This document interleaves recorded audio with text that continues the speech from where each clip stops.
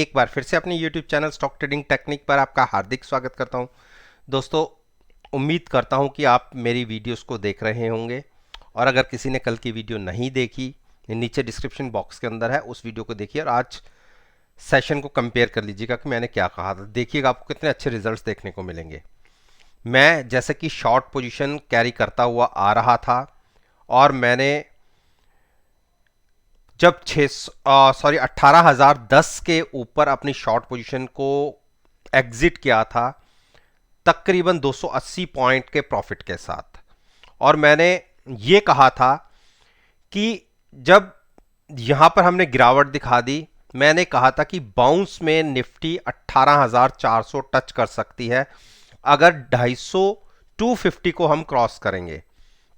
और जबकि मैंने एक पोजीशन, क्योंकि 250 क्रॉस होती नहीं लग रही थी, तो मैंने एक पुट बाय की थी जिसका प्रीमियम कल तक 30 रुपए कम हो गया था और सुबह तक तो बहुत ही कम हो गया था, लेकिन जाते जाते एक बड़ी गिरावट दिखी और एक टाइम तो हमने 18,170 के आसपास तक भी ट्रेडिंग की अक्टूबर एक्सपायरी में। तो जब ये मैं शाम को 8 बजे, 8:15 बजे वीडियो रिकॉर्ड कर रहा हूं, नवंबर सीरीज का जो निफ्टी है वो 18,278 पर ट्रेड कर रहा है। तो क्या अब सेंटीमेंट्स बुलिश हो चुके हैं? देखिए, मैं अभी नहीं मानता, क्योंकि कल एक्सपायरी है और जैसा मैं हमेशा कहता हूं कि एक्सपायरी वाले दिन इंडिकेटर्स का महत्व मान लीजिए कि केवल 5% का रह जाता है। केवल पोजिशनल गेम होती है, उस वजह से हमें एक मूवमेंट अच्छी देखने को दोनों तरफ मिलती है। तो मेरा यह मानना है कल के दिन में अगर हमने 18,230 230, वैसे तो आज हम उसी के आसपास या उसके नीचे ही क्लोज हुए हैं, यह मैं नवंबर एक्सपायरी के हिसाब से बात कर रहा हूं। नवंबर एक्सपायरी को क्या जो एसजीएक्स निफ्टी में है, जो फ्यूचर्स, वो अब नवंबर पे शिफ्ट हो चुका है। नवंबर एक्सपायरी के अंदर 18,230 अगर ब्रेक होता है तो हम 18,085 और 18,035 तक एक बार गिर सकते हैं। तो कॉन्शियस होके ही ट्रेड लीजिएगा।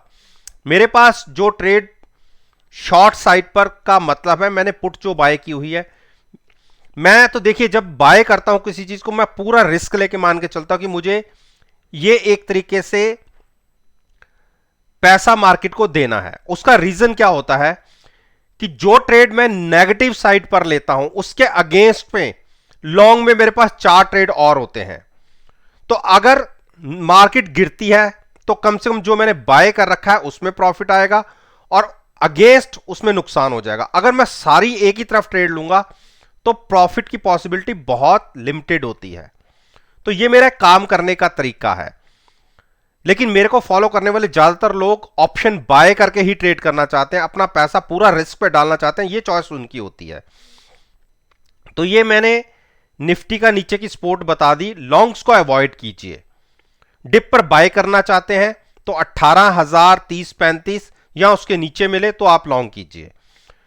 अब आज मैं व्हाट्सएप ग्रुप की अपनी परफॉर्मेंस की बात करूं तो आज मैंने कोई ट्रेड रिकमेंड नहीं किया, क्योंकि आज मैं अपने ग्रुप में था नहीं। हां, मैंने कल एक एशियन पेंट को कैरी किया था जो 36 रुपए के में मैंने एक कॉल बाय की थी 29,020 की, और कल के दिन ही उसका एक बार प्राइस तो 100 रुपीज हो गया था और मैंने कहा था कि किसी को एग्जिट करना हो तो कर लीजिए, जिसने नहीं किया, और मैंने पोजीशन को होल्ड की थी। आज जब मैं बाहर था मैंने देखा कि तकरीबन 178 से 183 के बीच में ट्रेड कर रही है, तो वहां पर मैंने अपना प्रॉफिट बुक किया। 400% का प्रॉफिट केवल एक दिन में मिला, और इसके साथ साथ मेरी बाकी पोजीशंस भी अच्छी प्रॉफिट में ट्रेड कर रही हैं। एक पोजीशन मैं अगर कहूं एसबीआई और एक पोजीशन महिंद्रा एंड महिंद्रा, ये दो पोजीशन जो है मैं अभी भी इसको कैरी करता जा रहा हूं ऊपर, जो शॉर्ट में फंसी हुई हैं, और एक दो ट्रेड और होंगे। अनलिमिटेड लॉस कुछ नहीं है, 100% है जो। तो अगर किसी ने मेरे साथ मेरे ग्रुप को ज्वाइन करना है केवल मुझे एनालाइज करने के लिए, कोई कंपल्शन नहीं है, आपको केवल मेरे काम करने के तरीकों को देखना है, मेरे रिजल्ट्स की एक्यूरेसी को देखना है, उसके बाद आप सेटिस्फाइड होंगे तो ही आप मेरे साथ कंटिन्यू कीजिएगा, अदरवाइज कभी भी आप एग्जिट हो सकते हैं। तो मेरे साथ ऐड होने का तरीका है, मेरी ईमेल आईडी नीचे है, आप उस पर अपना कॉन्टैक्ट नंबर मुझे फॉरवर्ड कीजिए, मैं खुद आपको उसके अंदर ऐड करूंगा। अब आते हैं बैंक निफ्टी पर। देखिए बैंक निफ्टी में भी मेरी एक 2 दिन पहले मैंने पोजीशन बनाई थी, मैंने फ्यूचर्स को सेल किया था और साथ में मैंने 14,700 की कॉल बाय की थी। कॉल का मैंने तकरीबन 270 रुपए का प्रॉफिट बुक कर लिया था और फ्यूचर्स को एज इट इज छोड़ा था। और आज की क्लोजिंग के हिसाब से देखूं तो मैं एट पार खड़ा हूं। अगर कल कोई भी गिरावट आती है और इंडेक्स 40,300 की तरफ मूव करता है तो मैं ह्यूज प्रॉफिट में हूंगा। तो और ऐसी ही मेरी एक ट्रेड निफ्टी के अंदर भी है, मैंने एक पुट बाय करके, जो मैंने आपको बताया कि मैंने ट्रेड किया हुआ है। आज भी बैंक निफ्टी के वॉल्यूम्स कुछ ज्यादा नहीं थे, तो यह थोड़ा सा चिंता की बात होती है कि ऐसे में अगर वॉल्यूम्स ज्यादा ना हो तो अगर किसी भी बैंकिंग सेक्टर के स्टॉक में सेलिंग आएगी तो इसका इंपैक्ट बैंक निफ्टी पर जबरदस्त देखने को मिलेगा। तो मैंने शॉर्ट पोजीशन ली हुई है, मैं आपको एडवाइस नहीं कर रहा कि आप मेरे हिसाब से कोई ट्रेड करें। डिप पर बाय करने की स्ट्रेटजी रखना चाहते हैं तो एक बार स्टॉक 40,300 ब्रेक करेगा तो तकरीबन 1,000 पॉइंट की गिरावट दिखेगी। आपकी चॉइस हो तो 39,000 या 39,400 के बीच में आप बाय कर सकते हैं और पोजीशन को अपनी हेज जरूर रखिएगा। फ्यूचर्स में ट्रेड लीजिएगा लॉन्ग साइड पर, वहां पर गिरावट में, और साथ में at the money put buy कीजिएगा अपनी पोजीशन को हेज रखते हुए। रिलायंस, देखिए रिलायंस की एक कल की मूव को आप देखिए, ऊपर से तो कल भी एक बड़ी मूव आई थी, गिरावट आई थी, और आज भी इसने एक नेगेटिव साइड पर ही ट्रेडिंग की है।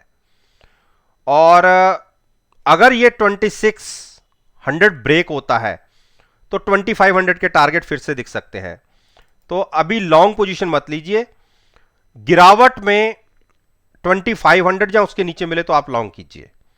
एचडीएफसी बैंक ने बेरिश हैमर क्रिएट किया है, तो मेरे को लगता है कि जैसे आज एक्सिस बैंक में एक बड़ी गिरावट आई है, बड़ी गिरावट का मुझे नहीं पता कि आज इसके रिजल्ट्स कैसे रहे कैसे नहीं रहे, क्योंकि परसों रिजल्ट्स थे, उसका इंपैक्ट क्या देखने को मिला। कल मैंने इसमें बहुत अच्छे पैसे बनाए थे एक्सिस बैंक में भी, और कोई पोजीशन मैंने कल ही एग्जिट कर दी थी। तो अब जिस हिसाब से कैंडल फॉर्मेशन बनी है, मुझे एचडीएफसी बैंक में गिरावट लग रही है। अगर कल के दिन में इसने 1640 ब्रेक किया तो 1600 की तरफ ये स्टॉक मूव कर सकता है। तो आपकी चॉइस है 1600 पर बाय करना है या उसके नीचे बाय करना है। गिरावट पे बाय कीजिए, शॉर्ट अभी मत करिए। इंडस बैंक ने भी देखिए इंट्राडे में 1110 के आसपास आ गया। आप देख लीजिए मैंने क्या कहा था कि यहां तक ये आ सकता है, तो नीचे से थोड़ी सी बढ़त दिख के बंद हुई है, लेकिन एक गिरावट और लग रही है मुझे कि अगर इसने 1110 ब्रेक किया तो 1070 तक जा सकता है। तो अब मुझे लग रहा है कि कल के दिन में बैंकिंग सेक्टर के अंदर एक मूवमेंट दिख सकती है, हो सकता है गिरावट वाली हो। तो इसको बाय करना हो तो गिरावट अगर 1110 ब्रेक होता है तो आपको 1070 के आसपास भी मिल सकता है, तो वहां पर आप लॉन्ग ले सकते हैं। एचडीएफसी को तो मैंने कल के दिन में कहा था कि जिसको लॉन्ग ले जाना है बिल्कुल ले जा सकते हैं, ये स्ट्रॉन्ग शेयर है। गिरावट आ भी जाती है तो और ऐड कीजिए, अपनी पोजीशन को हेज रखिए। जब तक स्टॉक 2860 के ऊपर है कोई चिंता नहीं, आप लॉन्ग में बने रह सकते हैं। जिसको डिप पर बाय करना है वो डिप पर भी बाय कर सकता है। कोटक महिंद्रा बैंक, देखिए जैसे मैंने आपसे डिस्कस किया हुआ है कि मैंने एक पोजीशन ली हुई थी, जबकि कल के दिन में काफी बढ़त बन गई थी। आज इसने ऊपर से गिरावट दिखाई है, तो मैंने 2100 की करंट एक्सपायरी की पुट 40 रुपीज पे बेची थी, और नवंबर एक्सपायरी की मैंने 78 या 78 के आसपास की, 78 के आसपास की बाय की थी। और मेरा यह मानना था कि ना तो ये नीचे 2100 को ब्रेक करेगा और ना ही कोई यहां से बहुत बड़ी मूव दिखाएगा। और कल तक जरूर एक बार ऐसा लग रहा था कि थोड़ा सा नुकसान हो जाएगा मुझे, क्योंकि अगली वाली का भी प्रीमियम रिड्यूस होगा, ये वाला तो जीरो होगा ही। तो आज जैसे गिरावट आई है और कल के दिन में अगर और 30-40 पॉइंट की गिरावट आ जाती है तो मुझे बहुत अच्छा कोटक महिंद्रा बैंक में प्रॉफिट रहेगा, क्योंकि इस महीने के जो 40 पॉइंट्स हैं वो तो मुझे 100% मिल ही जाएंगे। और मेरा ये मानना है कि अगली एक्सपायरी जो मैंने बाय कर रखी है वो भी प्राइस 60 से 70 के बीच में वापस आ जाएगा, जो कल तक 32-33 रुपए रह गया था। तो एक स्ट्रेटजी अच्छी कामयाब रहेगी, लेकिन 212 के नीचे, 2120 के अगर नीचे गिरावट आती है, पॉसिबिलिटी कम है लेकिन पॉसिबल कुछ भी है। 2% स्टॉक इजीली टूट सकता है, इतना बड़ा स्टॉक। तो उस केस में हम 2080 तक गिर सकते हैं, लेकिन पॉसिबिलिटी कम है। अभी कोई बेरिश क्रॉसओवर की पॉसिबिलिटी अगर बनेगी वो भी तकरीबन यहां से 80 से 100 पॉइंट नीचे जाके बनेगी। तो देखते हैं कल में कैसा रहता है। अगर किसी को डिप पर बाय करना है, हाई ओवरबॉट तो नहीं है कि मैं कहूं कि ओवरबॉट पहले था, आज की डेट में 70 की आरएसए के आसपास ट्रेड कर रहा है। तो चलिए गिरावट आती भी है, अगर कोई बड़ा ब्रेकडाउन आ भी जाता है, अगर स्टॉक आपको 2120 आपकी चॉइस है वहां पर बाय करना चाहें या 2060 के आसपास बाय करना चाहें, तो आप वहां पर डिप पर बाय कर सकते हैं। और मैं आपको एक चीज और डिस्क्लोज करना चाहूंगा कि कोटक महिंद्रा बैंक में मेरे शॉर्ट के 2 ट्रेड बने हुए हैं, जिसमें कॉलें मेरे पास बाय थी और फ्यूचर सेल थे, और बहुत नीचे के हैं, 1900 के आसपास के हैं, लेकिन नीचे का हमने प्रॉफिट बुक किया हुआ है और कॉलें हमने ऊपर शिफ्ट की हुई हैं। अगर कोई यहां से बड़ी मूव नीचे की तरफ गिरावट आ जाती है तो अच्छे प्रॉफिट में हम इसमें भी एग्जिट करेंगे, अदरवाइज अपनी पोजीशन को मैं रोल ओवर करूंगा।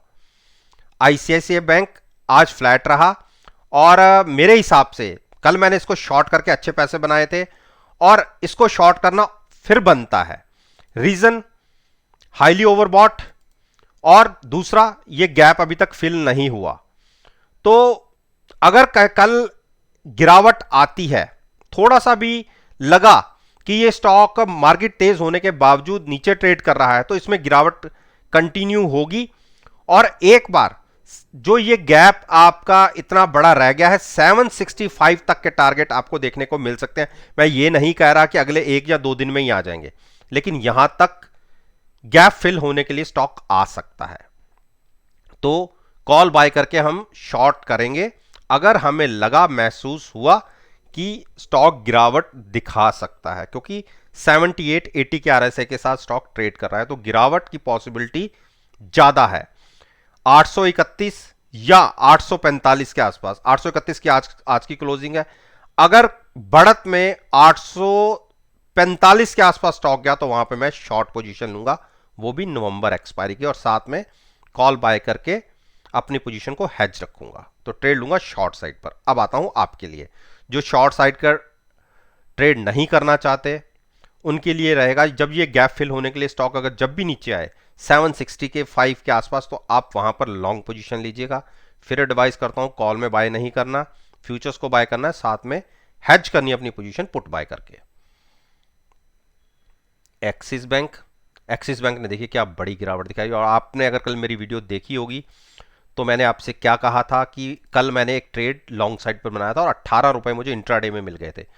आप देखिए, मैंने कल की वीडियो में कहा था कि अगर किसी भी बैंक के रिजल्ट गंदे आ गए या खराब आ गए तो आप बहुत बड़ा फॉल बैंक निफ्टी में भी देखेंगे। अभी आज हम 500 पॉइंट गिरे हैं।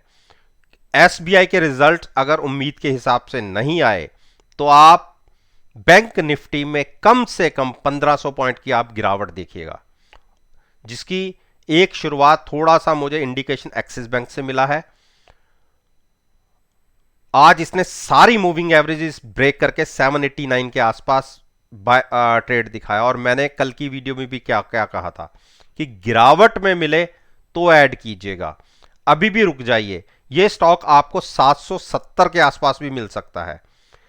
789 की क्लोजिंग है, जिसको देखिए सारी मूविंग एवरेज क्रॉस करके नीचे क्लोज हुआ है, तो इसीलिए यह एडवाइस होगी कि यहां पे अभी थोड़ा सा वेट कीजिए, इसको नया ट्रेड लेना है। 770 के आसपास गिरावट में मिले तो आप लॉन्ग कीजिए, हेज रखिए पोजीशन को, फ्यूचर्स को बाय कीजिए और साथ में at the money put buy कीजिए अपनी पोजीशन को हैज रखने के लिए, वहां से रिस्क रिवॉर्ड रेशियो आपके फेवरेबल होगा।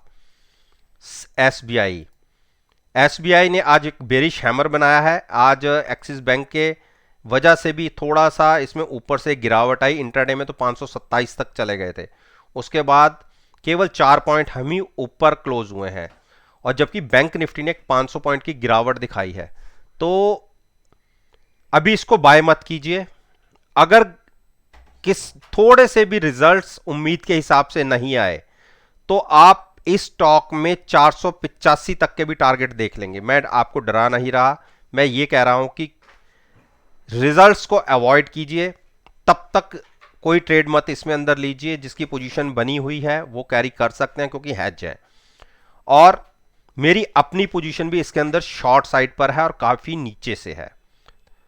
तकरीबन 482-83 की पोजीशन हमारी शॉर्ट है इसके अंदर, और 2 बार हमने शिफ्टिंग किया है, ठीक है, प्रॉफिट लिया है थोड़ा सा। एवरेज अब काफी ऊपर की है, लेकिन किसी बड़े इंपैक्ट को बचाने के लिए हम एक बार अपनी कॉल बाय करके भी ऊपर की एक अपनी पोजीशन को हैज रखेंगे, क्योंकि हम शॉर्ट हैं। अभी तक तो हमने पुटें साथ में बेची हुई थी, पुट का प्रॉफिट बुक करेंगे और कॉल ऊपर शिफ्ट करेंगे, कॉल बाय करेंगे और गिरावट की वेट करेंगे। अगर 502 ब्रेक होता है तो 485 भी देखने को मिल जाएगा। तो ये हमारी स्ट्रेटजी स्टेट बैंक में रहेगी। अब आपके लिए जिसने बाय करना है 485 या 460 के बीच में गिरावट में, इसी तरीके से जैसे एक्सिस बैंक में गिरावट आई है, इस तरीके की कोई गिरावट आती है तो वहां पर आप लॉन्ग कीजिएगा। तो दोस्तों, उम्मीद करता हूं कि आपको मेरी ये वीडियो पसंद आई होगी, और अगर पसंद आई तो मेरे चैनल को सब्सक्राइब कीजिए, मेरे साथ जुड़िए और साथ में बेल आइकन का बटन प्रेस करना मत भूलिएगा, ताकि नोटिफिकेशन टाइम से आप तक डिलीवर हो सके। इस बात के साथ मैं आपसे विदा लेता हूं और एक नई वीडियो के साथ फिर से आपके सामने